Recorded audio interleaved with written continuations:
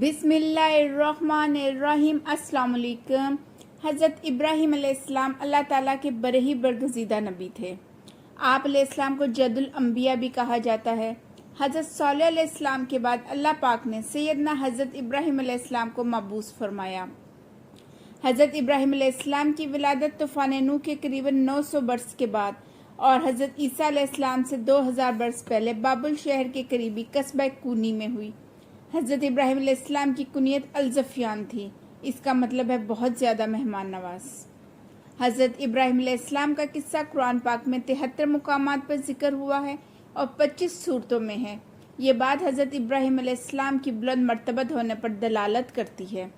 حضرت ابراہیم علیہ السلام اللہ تعالیٰ کے بہت ہی عزیز اور پیارے نبی تھے۔ حضرت ابراہیم علیہ السلام کے والد گرامی جناب تارخ کی عمر 75 برس ہوئی تو حضرت ابراہیم علیہ السلام پیدا ہوئے، پھر ناجور اور باران پیدا ہوئے۔ حضرت ابراہیم علیہ السلام کے بھائی باران ہی کے بیٹے حضرت لوط علیہ السلام ہیں، جو کہ بہت مشہور نبی گزرے ہیں۔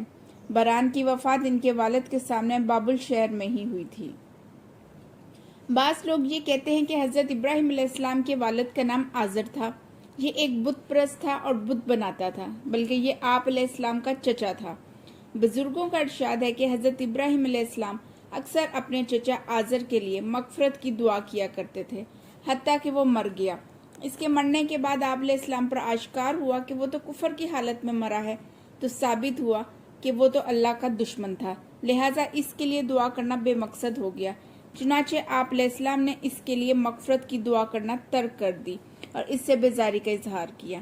کسی ایماندار کے لیے یہ جائز نہیں کہ وہ کسی کافر کے لیے بخشش طلب کرے۔ ابراہیم علیہ السلام بے شک بہت نرم اور تحمل والے تھے۔ اپنے والد کے لیے بخشش طلب کرنا ایک وعدے کی وجہ سے تھا جو حضرت ابراہیم علیہ السلام نے اپنے والد پر نرمی اور مہربانی کرتے ہوئے کیا تھا کہ آپ پر سلامتی ہو اور میں اپنے رب سے آپ کے لیے بخشش طلب کرتا رہوں گا۔ سورۃ توبہ میں اس ضمن میں ارشاد باری تعالیٰ ہے، اور ابراہیم کا اپنے باپ چچا کے لیے بخشش چاہنا وہ تو ایک وعدے کے سبب تھا جو اس نے کر رکھا تھا۔ پھر جب ابراہیم پر واضح ہو گیا کہ وہ اللہ کا دشمن ہے تو اس سے تعلق توڑ دیا۔ حضرت ابراہیم علیہ السلام کے والد نے ان کو دھمکی دی تھی کہ اگر تم دعوت سے باز نہ آئے تو میں تمہیں سنسار کر دوں گا، لیکن حضرت ابراہیم السلام نے اپنے والد سے کہنے لگے کہ میں آپ کے لیے استغفار کرتا رہوں گا، کیونکہ آپ اپنے والد پر بہت مہربان تھے۔ اس لیے اللہ تعالیٰ بھی حضرت ابراہیم علیہ السلام پر بہت مہربان ہوئے اور اللہ پاک نے آپ کو خلیل الرحمن کا لقب عطا کیا۔ سورہ مریم کی آیات نمبر 41 تا 49 میں اللہ رب العزت کا ارشاد ہے کہ اور ذکر کیجئے آپ کتاب میں ابراہیم کا، وہ براہ راست باز نبی تھا، جب اس نے اپنے باپ سے کہا کہ اے میرے باپ، تو کیوں عبادت کرتا ہے اس کی جو نہ کچھ سنتا ہے اور نہ کچھ دیکھتا ہے اور نہ مجھے کچھ فائدہ پہنچا سکتا ہے۔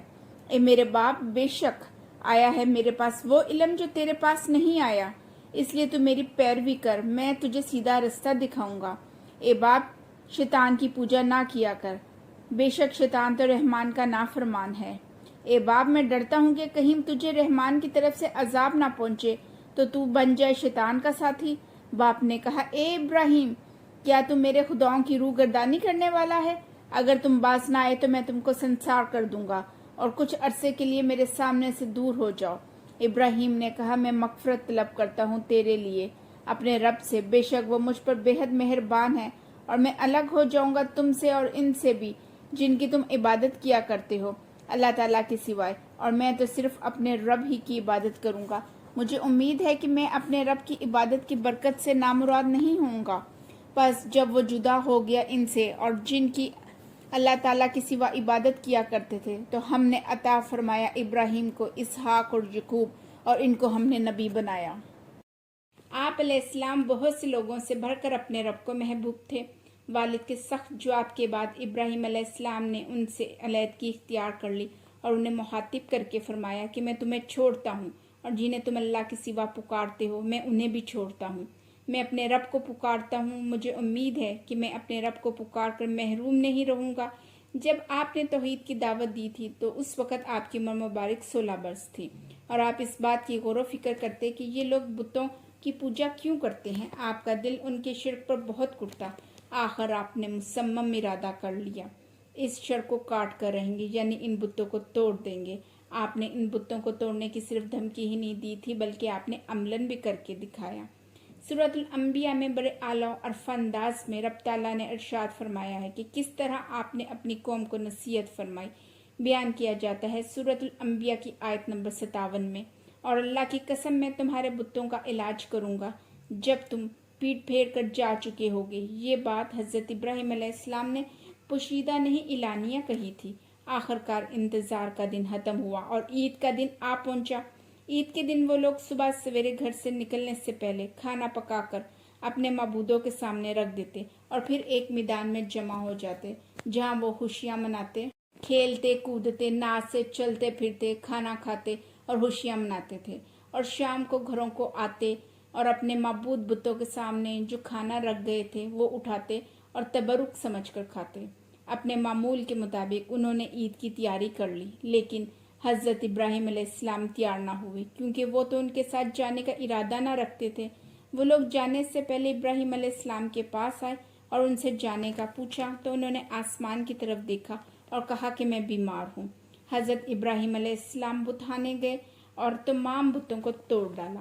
حضرت ابراہیم علیہ السلام نے جب تمام بتوں کو توڑ ڈالا تو سب سے بڑے بت کے کندھے پر کلہارا رکھ دیا۔ جب وہ لوگ واپس آئے اور اپنے معبودوں کا یہ حال دیکھا تو حیران و پریشان ہو گئے۔ وہ بہت برہم تھے۔ انہوں نے کہا کہ یہ سب کس نے کیا ہے؟ تو ان میں سے ایک نے کہا کہ ہم نے ایک نوجوان سے سنا ہے، وہ ان کے بارے میں برائی سے ذکر کرتا ہے۔ اسے ابراہیم کہا جاتا ہے۔ کہنے لگے تو پھر اسے پکڑ کر لاؤ سب کے سامنے کہ شاید وہ اس کے متعلق شہادت دے، کچھ بتا دے۔ حضرت ابراہیم علیہ السلام کو لایا گیا تو لوگوں نے ان سے پوچھا، اے ابراہیم، کہ تم نے ہمارے خداؤں کے ساتھ یہ حرکت کی ہے؟ تو حضرت ابراہیم علیہ السلام نے فرمایا، اس سب سے بڑے بت نے یہ حرکت کی ہوگی، اس سے پوچھو۔ اگر یہ بول سکنے کی سکت رکھتا ہے۔ وہ سب لاجواب ہو گئے اور غور و فکر کرنے لگے۔ پھر بولے، بلا شبہ تم ہی ضیاءکار ہو، ستمگار ہو۔ پھر وہ اوندے ہو کر اپنی سابقہ گمراہی کی طرف پلٹ گئے اور کہنے لگے، تم خوب جانتے ہو کہ یہ بول نہیں سکتے۔ آپ نے فرمایا، نادانو، کیا تم عبادت کرتے ہو اللہ تعالیٰ کو چھوڑ کر ان بے بس بتوں کی جو نہ تمہیں کچھ نفع دے سکیں گے اور نہ نقصان؟ تعجب ہے تم پر اور تمہارے بتوں پر جن کی تم پوجا کرتے ہو اللہ تعالیٰ کے سوائے۔ کیا تم اتنا بھی نہیں سمجھتے کہ یہ تمہیں کوئی نفع نقصان نہیں پہنچا سکتے؟ سب نے ایک زبان ہو کر بولا، جلا دو ابراہیم کو اور اپنے خداؤں کی مدد کرو اگر تم کچھ کرنا چاہتے ہو۔ اس زمانے میں اللہ تعالیٰ نے نمرود بادشاہ کو ساری دنیا کی بادشاہی عطا فرمائی تھی، مگر بجائے اللہ تعالیٰ کا شکر گزار ہونے کے وہ خود کو ہی خدا کہلواتا رہا اور عطا کرنے والے رب کو فراموش کر بیٹھا۔ حضرت ابراہیم علیہ السلام نے جب اپنی قوم کے بتوں کو تباہ و برباد کر دیا تو ان معبودوں کے متولیوں نے، قوم کے سرداروں نے اور نمرود نے مل کر آپ علیہ السلام کو سزا دینے کا فیصلہ کیا۔ بڑی دیر تک ان کے درمیان مشاورت ہوتی رہی مگر فیصلہ نہ ہو پایا۔ آخرکار یہ فیصلہ کیا گیا کہ ایسی سزا دی جائے جو کہ دوسروں کے لیے ہمیشہ ہمیشہ کے لیے مثال بن جائے اور کوئی بھی اس قسم کی حرکت نہ کر سکے۔ چنانچہ ان لوگوں نے فیصلہ کیا کہ حضرت ابراہیم علیہ السلام کو بھڑکتی ہوئی آگ میں پھینک کر جلا دیا جائے، جیسا کہ سورہ صفات میں ہے کہ انہوں نے کہا، بناؤ اس کے لیے وسیع آتش گاہ، پھر اس کو اس میں پھینک دو۔ انہوں نے تو چاہا کہ آپ کے ساتھ مکر کریں مگر ہم نے انہیں ذلیل و خوار کر دیا۔ اس مقصد کے لیے لکڑیاں جمع کرنے کا نمرود بادشاہ نے حکم دیا۔ ایک مدت تک لکڑیاں اکٹھی کی جاتی رہیں اور ایک وسیع و عریض میدان میں ان کا ڈھیر لگا دیا گیا۔ اب سوال یہ پیدا ہوتا تھا کہ حضرت ابراہیم علیہ السلام کو اس وسیع و عریض بھڑکتی ہوئی آگ میں پھینکا کس طرح جائے، کیونکہ اس کی تپش تو بہت دور تک محسوس ہوتی تھی۔ اس سلسلے میں بھی مشاورت شروع ہوئی مگر کوئی طریقہ کسی کی سمجھ میں نہ آیا۔ آگ کے شعلے آسمان سے باتیں کرنے لگے اور اس کی تپش دور دور تک محسوس کی جانے لگی تو مشرکین حد درجہ پریشان ہو گئے کہ تمام محنت اکارت گئی۔ اب بھلا کیسے حضرت ابراہیم علیہ السلام کو آگ میں ڈالا جائے گا، کیونکہ جو ڈالنے جائے گا وہ بھی جل کر بھسم ہو جائے گا۔ اب ابلیس نے بیزن نامی شخص کو منجیق بنانے کے لیے رہنمائی کی۔ یہی وہ اولین منجیق تھی جو کہ دنیا میں پہلی مرتبہ بنائی گئی۔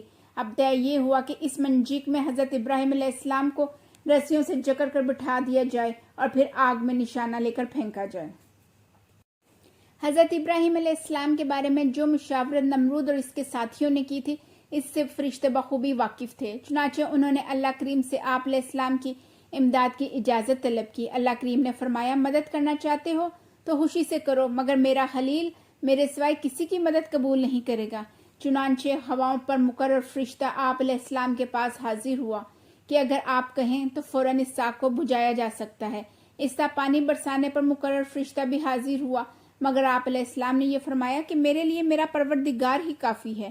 حضرت ابراہیم علیہ السلام کو بخوبی معلوم تھا کہ ملائکہ جو مدد کرنے کا کہہ رہے ہیں یہ ان کی اپنی مرضی ہرگز نہیں، کیونکہ ملائکہ اللہ کریم کے حکم کے بغیر تو کچھ کر ہی نہیں سکتے، یہ بھی اللہ تعالیٰ ہی کی منشا ہے۔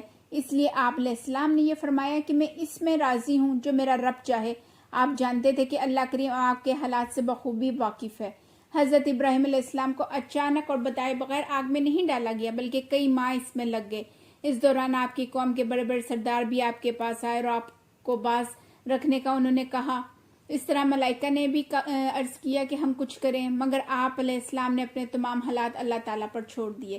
اس لیے حضرت ابراہیم علیہ السلام کو جب مشرکوں نے رسیوں سے باندھ کر منجیک میں بٹھا دیا اور آگ میں پھینکنے والے تھے تو آپ علیہ السلام نے ان کلمات کو اپنی زبان مبارک سے ادا کیا: اے اللہ کریم، تیرے سوا کوئی معبود نہیں، بے شک تیری ذات پاک ہے، تمام تعریفیں تیرے لیے ہیں، میں ہر چیز کا تو ہی مالک ہے اور تیرا کوئی شریک نہیں۔